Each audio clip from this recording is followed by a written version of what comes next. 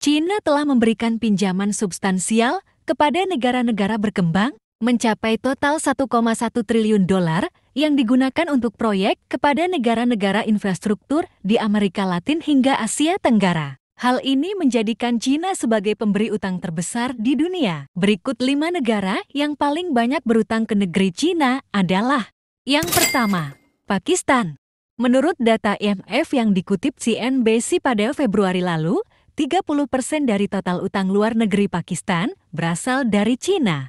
Dengan jumlah hutang ke negeri China sebesar 27,4 miliar dolar Amerika. Yang kedua, Angola.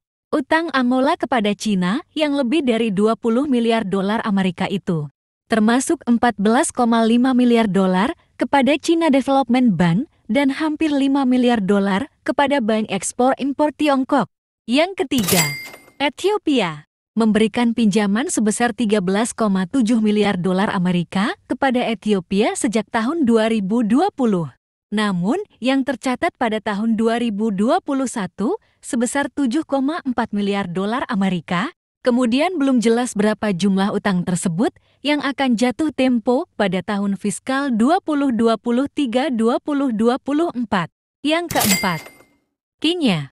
Pada November tahun 2022, pemerintahan Presiden baru Kenya, William Ruto, telah merilis dokumen pinjaman sebesar 3 miliar dolar Amerika terkait dengan jalur kereta api Cina yang kontroversial. Menurut Reuters, pemberi pinjaman milik negara Cina berkomitmen untuk meminjamkan 9,3 miliar dolar ke Kenya pada tahun 2000 hingga tahun 2020. Yang kelima, Sri Lanka.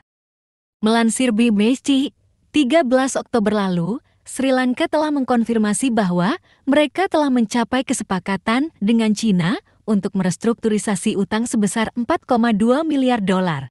Disebabkan gagal bayar di tengah krisis keuangan terburuk dalam beberapa dekade.